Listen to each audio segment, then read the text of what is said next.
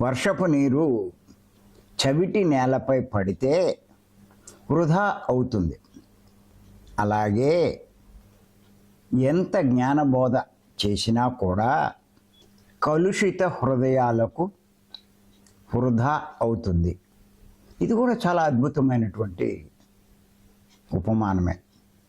ఎందుచేతనంటే నేలల్లో రకాలు ఉంటాయి. సారవంతమైన నేల, చవిటి నేల, ఇలా. ఆ చవిటి నేలలో ఏ విత్తనము మొలకెత్తదు, ఏ మొక్క ఎదగదు. అటువంటి చవిటి నేల మీద వర్షం పడితే పడిన వర్షం అంతా వృధా అవుతుంది.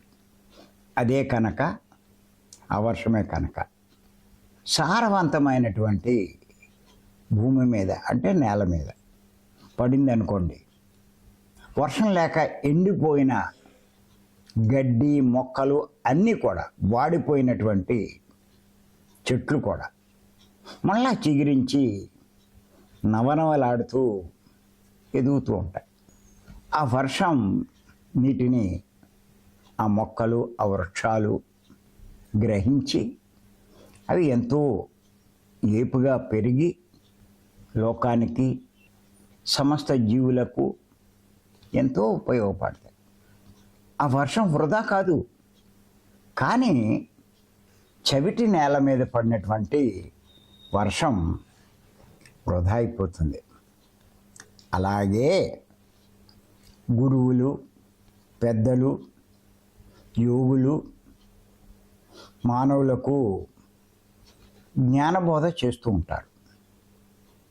వాళ్ళు ఎంత జ్ఞానబోధ చేసినా, ఎంత విపులంగా చెప్పినా, అర్థమయ్యేటట్టు వివరించిన కలుషిత హృదయాలు కలిగిన వారికి, అంటే మురికి మనస్సు కలవారికి, మురికి మనస్సు ఉన్నవారికే హృదయం కూడా కలుషితంగానే ఉంటుంది. ఒక రకంగా చెప్పాలంటే తమో గుణము, రజోగుణంలో ఉన్నవారికి. ఈ గురువులు ఎంత జ్ఞానబోధ చేసినా కూడా అది వృధా అవుతుంది. ఆ గురువు పడిన శ్రమంతా వృధా అవుతుంది.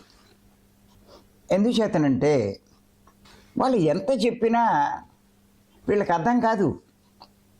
ఇంచేతంటే ఆ జ్ఞానం యొక్క విలువ వాళ్ళకి తెలీదు.